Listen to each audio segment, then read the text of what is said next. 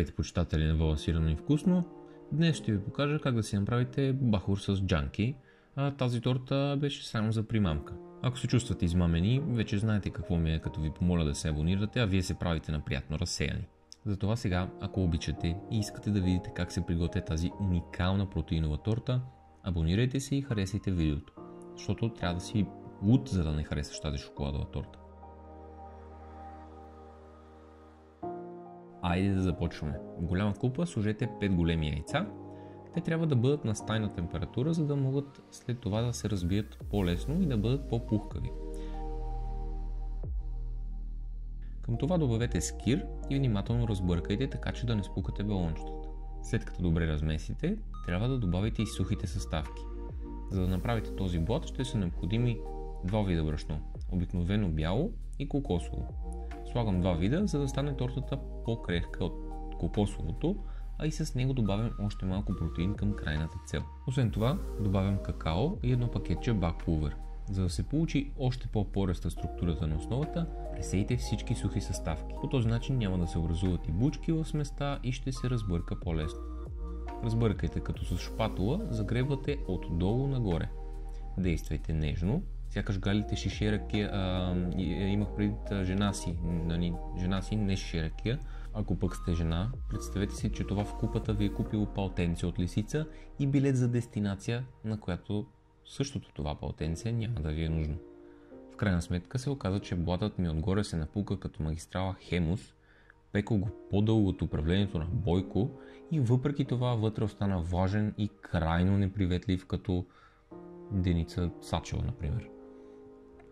Това ви го показвам, за да видите, че не всички мои рецепти се получават от първия път, дори напротив. За да поправя грешката си, приготвих друг блат, който вече се оказа и значително по-успешен. Не чак толкова успешен, колкото Киро Харварда, ама все пак. Тук намалих яйцата и сложих само 4. Освен това добавих и около 70 грама еритритол. Първоначално за 2 минути разбих яйцата, а след това добавих 1/3 от подсладителя. Разбих за около още 2 минути или докато не се разтвори напълно в сместа. Така докато не сложите целия еритритол, който трябва да се поеме за около 8-9 минути. Към бялото брашно този път няма да добавям кокосово, а само какао. Списък с всички грамажи има долу в описанието. Пресейте го добре, за да няма бучки и отново с онзи лек маниер от предишния неуспешен опит разбъркайте до получаването на хомогенна смес. По желание можете да добавите някаква есенция. Аз сложих ванилия, но тук малко ром ще бъде чудесен завършек, точно както и за Бойко Рашков. В кръгла форма с диаметър 16 см подложете хартия за печене на дъното и по стените. Напръскайте с мазнина и сипете шоколадовата смес. Печете на предварително загрята на 170 градуса фурна за около 30 минути или в зависимост от фурната до суха клечка. Изчакайте да изстине напълно и извадете от формата. Изрежете капачето, което е по-високо от останалата част и го хъпнете докато правите тортата или го запазете за украса на финала.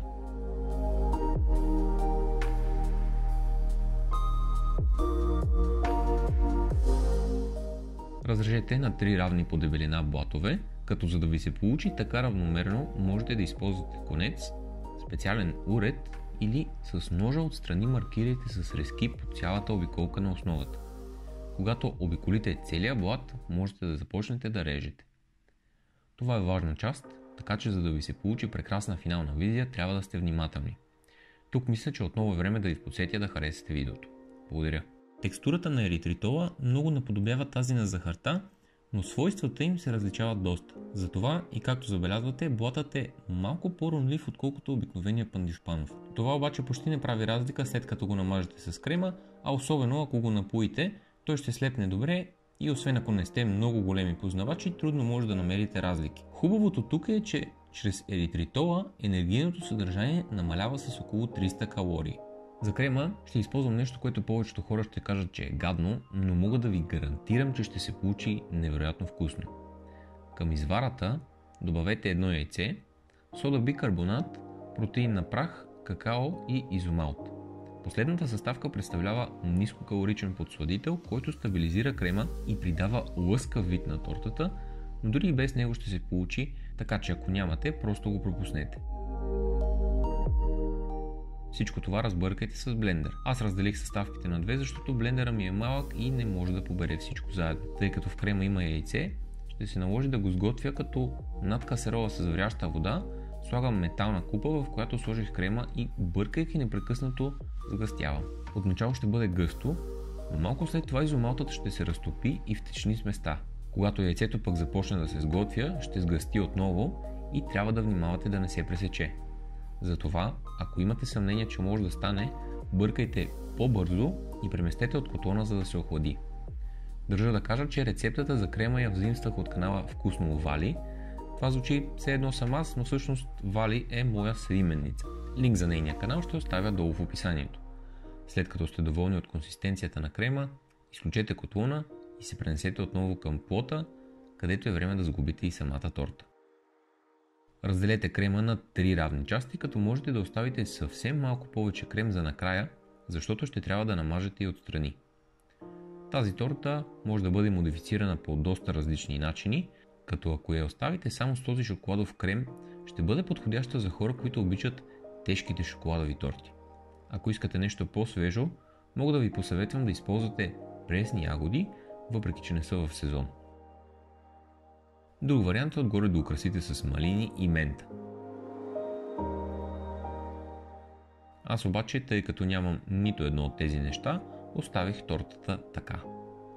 Направих и още една грешка обаче. Когато разрязвах блата, ми се стори, че е достатъчно сочен и затова не го напоих. Впоследствие, след като тортата преседя в хладилника за през нощта, се оказа, че можеше да я напоя малко с мляко, така че да бъде наистина перфектна.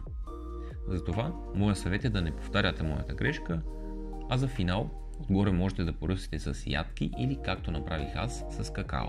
Цялата торта беше от 8 парчета, като всяко съдържа около 230 килокалории. Общата енергийна стойност е 1830 килокалории, а протеиновото съдържание, както подхожда на една фитнес торта, е най-високо, за разлика от доста други уж здравословни протеинови десерти. Общо са около 181 грама протеин, 113 въглехидрати и само 72 грама мазнини. Ако тази торта беше направена с конвенционални продукти, вероятно щеше да бъде повече от 3 пъти по-калорична и определено нямаше да бъде подходяща за трениращи или хора, които се грижат за визията си. Това беше днешната рецепта. Благодаря ви, че гледахте. Чао и до следващия път.